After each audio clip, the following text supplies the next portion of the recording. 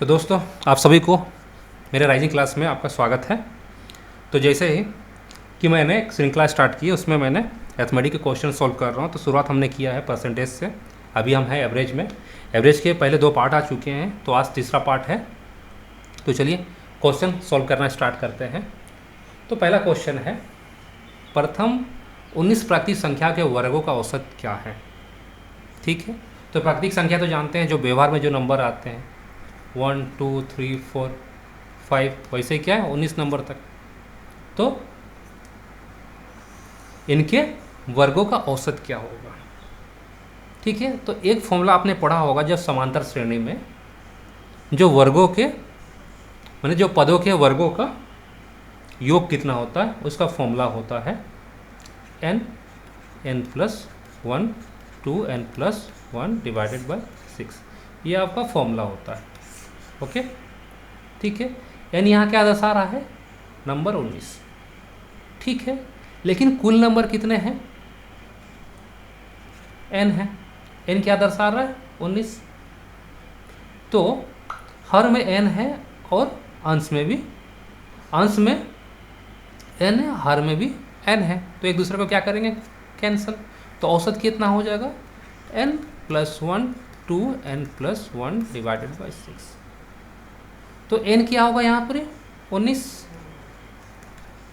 Okay, तो 2 into 19 plus 1 divided by 6। तो औसत कितना हुआ, 20 इंटू 2 इंटू 19 38, 38 प्लस 1 39। तो 6 को हम लोग लिख सकते हैं 2 इंटू 3। तो 3 के पढ़ा में 39 13 बार में आता है, और 2 के पढ़ा में 20 10 बार में आता है। तो 10 इंटू 13 कितना हो गया, 130। तो ऑप्शन नंबर आपका सी। ठीक है, तो नेक्स्ट क्वेश्चन, पहले 49 प्राकृतिक संख्या के घनों का औसत ज्ञात करें।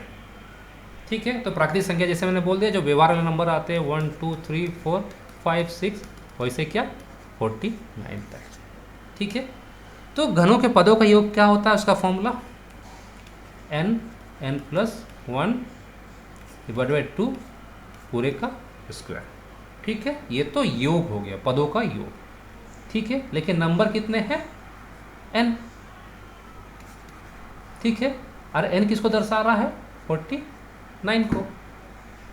तो जो फाइनल फॉर्मूला होगा कैसे होगा, n square into n plus 1 square, और 2 का स्क्वायर कितना हो जाएगा, 4 इंटू n। तो n और n को कैंसिल कर देगा। ठीक है, तो अब कितना हो गया, n plus 1 square divided by 4। तो n कितना हुआ यहाँ पर, n दर्शा रहा है 49 को, तो n हो गया 49, 49 प्लस 1 डिवाइडेड बाई 4। ठीक है, ये स्क्वायर हो गया 49, ये 49 प्लस 1 50 इंटू 50। तो 4 को हम लोग लिख सकते हैं 2 इंटू 2, तो ये 50 25 बार में जाएगा, और ये भी 50 25 बार में जाएगा। ठीक है, तो 25 इंटू 25 कितना होता है, 625।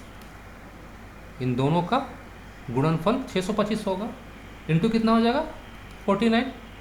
ठीक है, तो हम लोग लिख सकते हैं 625। 49 को 50 माइनस 1 लिखेंगे, बात बराबर है। ठीक है, अब देखिए 625, ओके, ये 50 हो गया, 625 इंटू 1। ठीक है, ये मैं थोड़ा लंबा कर रहा हूँ, आपके जो कैलकुलेशन में जो इजी होगा ना, उसके लिए मैं ये कर रहा हूँ। ठीक है, तो 625 यदि हर में हम 2 से डिवाइड करते हैं, ओके, और अंश में 2 से इंटू करते हैं, तो बात बराबर होगा। तो 625, तो 625 का दीजिए यहाँ से 2 से डिवाइड करेंगे तो कितना आ जाएगा, 312.5। ओके, और ये 50 इंटू 200, ओके 625। अब 312.5 को हम लोग लिख सकते हैं 312, और ये हो गया 625। ओके, ये कैंसिल हो जाएगा 0 0। तो 312 3125 को यदि 10 से इंटू करेंगे तो कितना आ जाएगा, 31250। और माइनस किससे हो रहा है 625 से। तो 50 से 25 को माइनस करेंगे तो कितना आ जाएगा 25। अब 12 से 6 को माइनस करेंगे तो 6, अब बचा कितना 3, तो 30625। तो ऑप्शन नंबर ए। ओके, तो चलिए नेक्स्ट क्वेश्चन।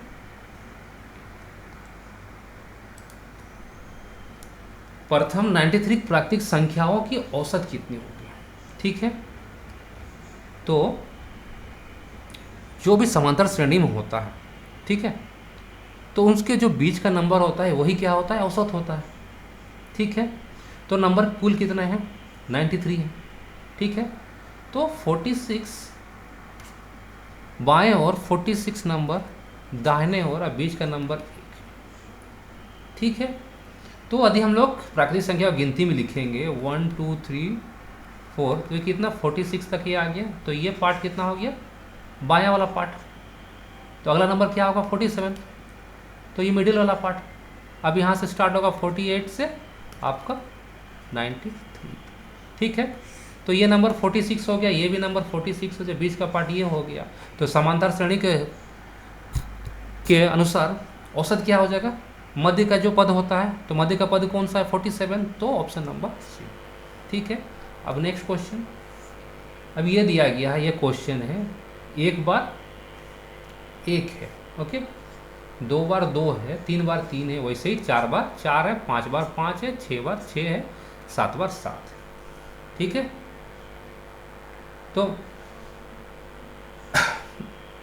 तो ये एक हो गया, एक बार एक है तो हम लोग लिख सकते हैं 1 × 1। ठीक है, 2 बार 2 है तो 2 × 2 लिख सकते हैं। अब 3 बार 3 है तो 3 × 3 लिख सकते हैं। इन नंबरों को जब हम लोग जोड़ेंगे तो 3 × 3 लिख सकते हैं। वैसे ही 4 बार 4 है तो 4 × 4 लिख सकते हैं। 5 बार 5 है तो 5 × 5 लिख सकते हैं। 6 बार 6 है तो 6 × 6 लिख सकते हैं। 7 बार 7 है तो 7 × 7 लिख सकते हैं ना। जब इसको सिंपल में कर देंगे तो क्या आ जाएगा 1 square 2 square 3 square 4 square 5 square 6 square 7 square. ठीक है, तो हमने पहले क्वेश्चन में देखा था जो वर्गों के जो पदों का योग होता है उसका फॉर्मूला क्या होता है, n plus 1 2n plus 1 divided by 6। यहाँ पर n किसको दर्शा रहा है, n आपको दर्शा रहा है 7। ये देखिए आपका जो लास्ट टर्म है ना, अंतिम जो पद है 7 है। ठीक है, ये तो क्या हो गया, जो 7 वर्गों का पदों का योग है। लेकिन नंबर कुल कितने हैं, नंबर 1 2 3 4 5 6 7 है, और 7 किसको दर्शा रहा है, n को। ठीक है, तो अंश में n है और हर में n है, तो एक दूसरे को कैंसिल कर लिए। ठीक है, तो फाइनल आपका क्या बचा, n plus 1 2n plus 1 divided by 6 है ना। n कितना है, n आपका 7 है प्लस 1, फिर कितना हो गया 2 × 7 प्लस 1 डिवाइडेड बाय 6। तो n कितना यहाँ पर 7 प्लस 1 8, 2 × 7 14 और 1 15। ठीक है, अब 6 को हम लोग लिख सकते हैं 2 × 3, तो 2 चौका 8 3 5 15, तो 4 × 5 तो कितना होगा 20।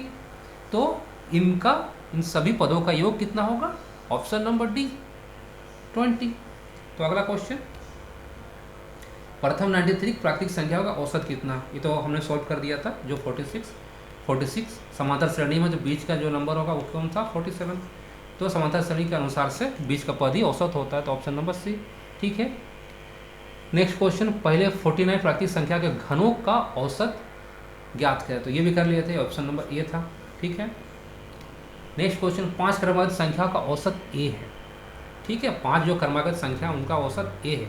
यदि अगले 3 संख्या भी शामिल कर लिए जाए तो नया औसत क्या होगा। ठीक है, तो 5 क्रमागत संख्या कौन कौन से, ए है, ए प्लस 1 है, ए प्लस 2 है, इधर से क्या हो गया ए माइनस 1 है, ए प्लस 2 है। ठीक है, तो ये क्या था, ये 5 क्रमागत संख्या थे। ठीक है, तो इसका एवरेज क्या हो गया ए, ठीक है, तो अगले 3 संख्या को भी शामिल कर लेंगे तो औसत कितना है। ठीक है, तो अगले 3 संख्या कौन कौन से होंगे? a+3 होगा क्योंकि a+2 था, क्रमागत है ना, तो a+4 होगा, फिर क्या होगा a+5। ठीक है, इन 5 नंबरों का औसत कितना है? a है, ये तो 3 क्या है, ये अपने अलग से। ठीक है, तो इनको जोड़ देंगे तो औसत कितना आएगा। ठीक है, अब इन सभी नंबरों में क्या है? a है, a है, a है। ये 5 नंबर का औसत क्या था? a था। ठीक है, इन सभी नंबरों में a है, लेकिन उससे ज़्यादा भी है, तो इनका औसत अब तक कितना? a हो गया, लेकिन उससे ज़्यादा क्या है? फिर 3 है, 4 है और 5 है, जो 4 3 7 और 5 12। ठीक है, तो ये तो इनका तीनों का औसत हो गया, लेकिन क्या 12 एक्स्ट्रा है। ठीक है, अब लेकिन नंबर कितने हैं? यहाँ से 5 और यहाँ से 3, तो 5 + 3 8, तो 12 क्या है? बराबर बटेंगे 8 में। ठीक है, तो 8 1 का 8, अब 4 बचा, तो क्या है? 8 का आधा होता है तो 0.5, तो क्या है? जो 1.5 सभी में बटेंगे, ये 8 नंबर है उसमें बटेंगे, लेकिन सभी 8 नंबर का औसत कितना था? a था। अब बराबर 1.5 सब में बटेंगे तो कितना हो जाएगा? 1.5, a+1.5, तो नया एवरेज क्या होगा? Option number B, a+1.5। ठीक, चलिए नेक्स्ट क्वेश्चन।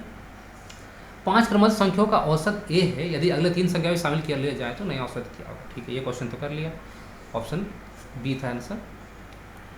यदि 5 क्रमबद्ध पूर्णांकों का औसत x है तो अगले 5 क्रमबद्ध पूर्णांकों को औसत ज्ञात करें।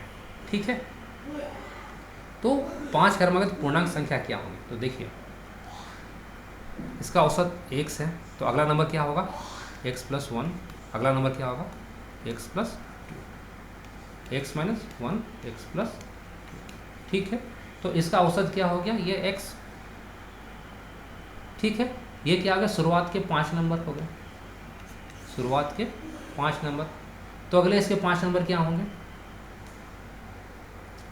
अगले इसके 5 नंबर x+2 में रुका हुआ था, तो x+3, x+4, x+5, x+6, x+7। तो बोला क्या? अगले से अगले 5 का, तो इस 5 का नहीं, इसका जो अगला 5 होगा ना उसका, तो वो कौन सा होंगे? x+7 तक था, x+8, x+9, x+10, x+11, x+12। ठीक है, तो इसका हमें औसत नहीं लेना था, इसका औसत लेना है। तो इन 5 नंबर का औसत क्या था? x है ना। ठीक है, तो इन 5 नंबर को जोड़ देंगे तो औसत कितना होगा? तो इनमें सभी नंबरों में x है। ठीक है, लेकिन x से भी कुछ ज़्यादा है, तो ज़्यादा कितना है? 8 है, 9 है, 10 है, 11 है और 12 है। तो ठीक है, जोड़ लेते हैं। 8 + 9 17, 17 + 10 27, 27 + 11 38, 38 + 12 50। ठीक है, तो इसका भी एवरेज x था, इसका भी एवरेज अभी तक तो ये x से x हो जा रहा है, लेकिन क्या है? बोनस 50 भी है। ठीक है, लेकिन क्या है? नंबर अब कितने हैं? यहाँ से 5 और यहाँ से भी 5, तो 50 क्या है? 10 नंबर में बराबर में बटेगा।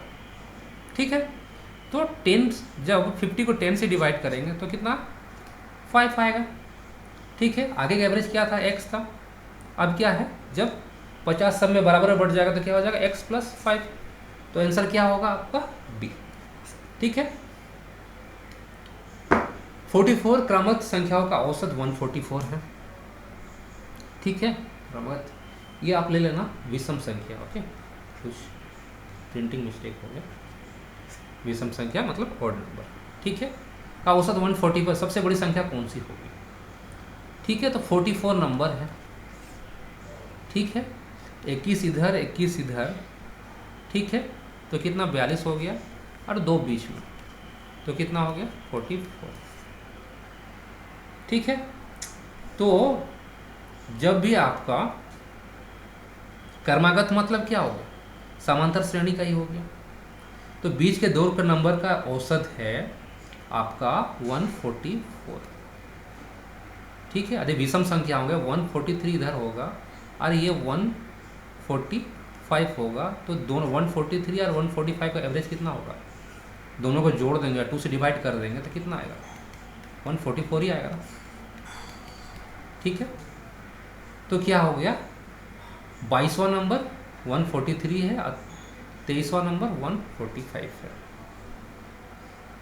ठीक है, तो उसके बाद कितने नंबर हैं, उसके बाद और कुल 21 नंबर है। ठीक है, 21 नंबर है, लेकिन 21 नंबर क्या है, विषम संख्या है। ठीक है, तो कुल कितने नंबर है, 21। ठीक है, तो 21 से हम लोग 2 इंटू कर देंगे तो कितना हो जाएगा, 42। तो 42 को हम लोग यहाँ पर जोड़ देंगे तो कितना हो जाएगा, 186। तो सबसे बड़ी संख्या कौन सी होगी, 186 होगी।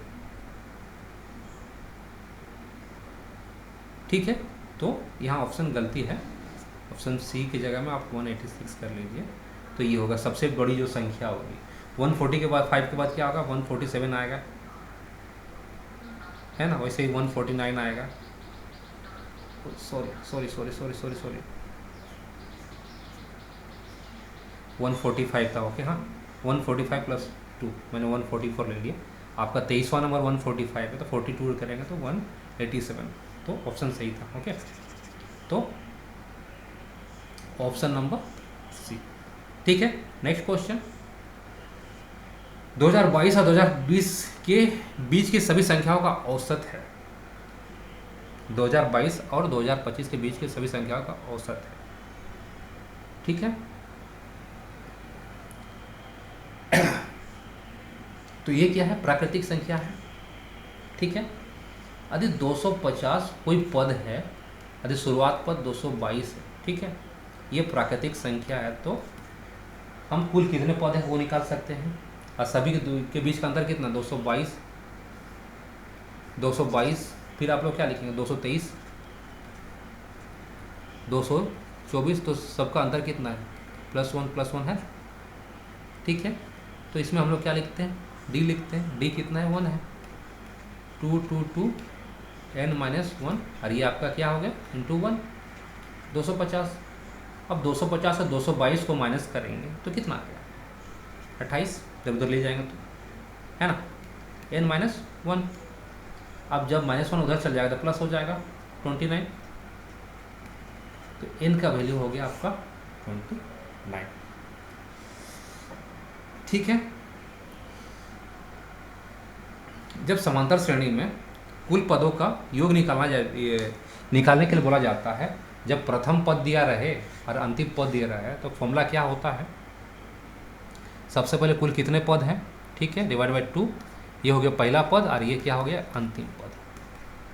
और कुल पद कितने हैं, 29 है। प्रथम पद क्या है, प्रथम पद आपका 222, ठीक है, और अंतिम पद 250 है, डिवाइडेड बाई, ठीक है, तो 29, ये क्या हो गया, 200, यहाँ 22 है, 22 को भी हम लोग रख लेते हैं एडिशन का सुविधा के लिए, 200 है और 250 कितना हो गया, 450, 450 में 22 जोड़ देंगे तो कितना हो जाएगा, 472। अब 2 से जब डिवाइड कर देंगे तो कितना हो गया, 2 दूना 4, 2 तिया 6, 2 छक 12, ठीक है, 236 ये हो गया। ठीक है, ये तो क्या हो गया, आपका पूरे का पूरे पदों का योग हो गया, लेकिन टोटल नंबर कितना है, 29, क्योंकि हमें औसत निकालना बोला गया है, तो 29 और 29 क्या हो गया, कैंसिल हो गया, तो टोटल कितना आया, 236 क्या हो गया आपका योग, तो ऑप्शन नंबर सी। ठीक है, अगला क्वेश्चन, ये भी सेम ही होगा, लेकिन इसमें क्या है, विषम संख्याओं का,